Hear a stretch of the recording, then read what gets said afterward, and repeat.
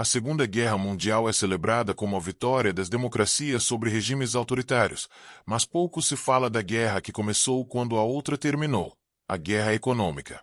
Essa luta não envolvia tanques ou aviões, mas cifras, dívidas e negociações internacionais que redesenharam o mundo. O custo financeiro ultrapassou em muito humano, gerando consequências que se estendem até os dias atuais. Dívidas impagáveis, sistemas monetários reinventados, disputas comerciais e alianças estratégicas foram moldadas nesse período. Ao longo deste roteiro, vamos mergulhar em cada camada dessa transformação para entender como os escombros da guerra se transformaram nas bases do mundo moderno. A ilusão da vitória, dívidas esmagadoras. Quando a guerra acabou, parecia que os vencedores iriam finalmente colher os frutos da vitória. Mas bastava abrir os livros de contas para ver outra realidade. Dívidas colossais que pesariam sobre gerações.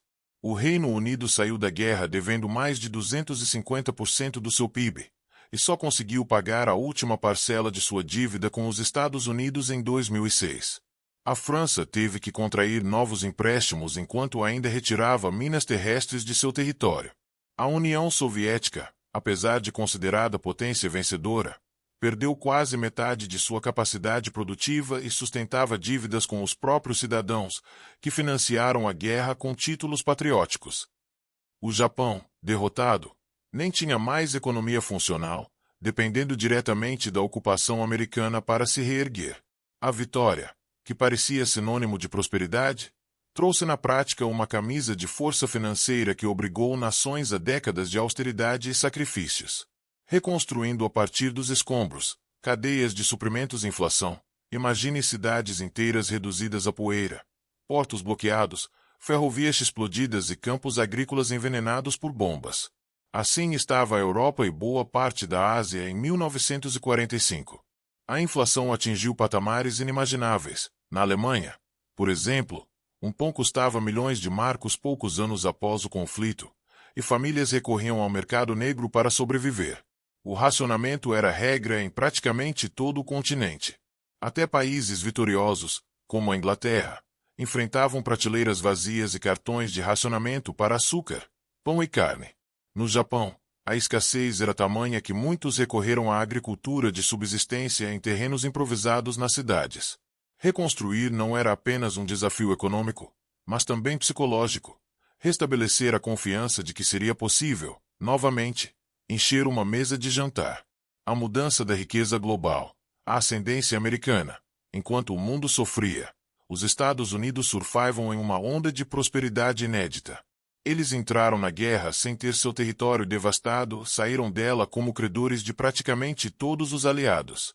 Seu parque industrial, já gigantesco, havia se expandido para atender a demanda de tanques, aviões, navios e munições.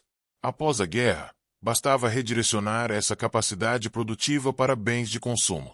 Geladeiras, automóveis e televisores começaram a ocupar os lares americanos, consolidando uma nova classe média. E não foi só isso. Em Bretton Woods, o dólar passou a ser a moeda de referência mundial, lastreada no ouro. Na prática, isso fez com que os Estados Unidos não apenas vendessem produtos, mas controlassem as regras do comércio global. Uma vitória sem precedentes, alcançada mais pela economia do que pelo campo de batalha. O Plano Marshall e além, uma nova ordem econômica, para impedir que a Europa mergulhasse em um caos irreversível. Os Estados Unidos lançaram em 1948 o Plano Marshall. Foram mais de 13 bilhões de dólares em ajuda direta, algo equivalente a cerca de 150 bilhões em valores atuais. Esse dinheiro financiou a reconstrução de indústrias, estradas, portos e usinas elétricas. O impacto foi imediato. Países como a Alemanha Ocidental e Itália viram sua economia renascer em menos de uma década. Mas o plano também foi uma arma política. A ajuda não chegava a países da órbita soviética, o que acelerou a divisão do mundo em dois blocos. Paralelamente, nasceram instituições como o FMI e o Banco Mundial, criadas para monitorar economias e oferecer empréstimos de emergência. Esses organismos, até hoje, funcionam como pilares do sistema financeiro internacional, definindo políticas que afetam até países que nunca existiam em 1945. Ecos no presente. Nosso mundo interconectado, Os efeitos desse período ainda ecoam em 2025.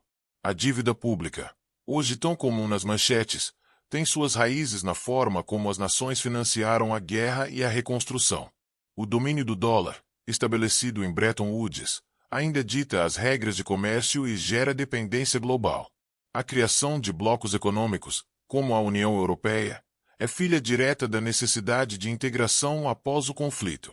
Até mesmo disputas atuais, como a rivalidade entre Estados Unidos e China, refletem essa herança, uma luta por hegemonia que lembra a Guerra Fria. O mais impressionante é perceber que, enquanto as batalhas da Segunda Guerra acabaram há 8 décadas, sua dimensão econômica continua viva. Cada crise financeira, cada reestruturação de dívida e cada disputa comercial ainda carrega o fantasma daquele conflito. A vitória militar foi definitiva, mas a guerra econômica nunca terminou.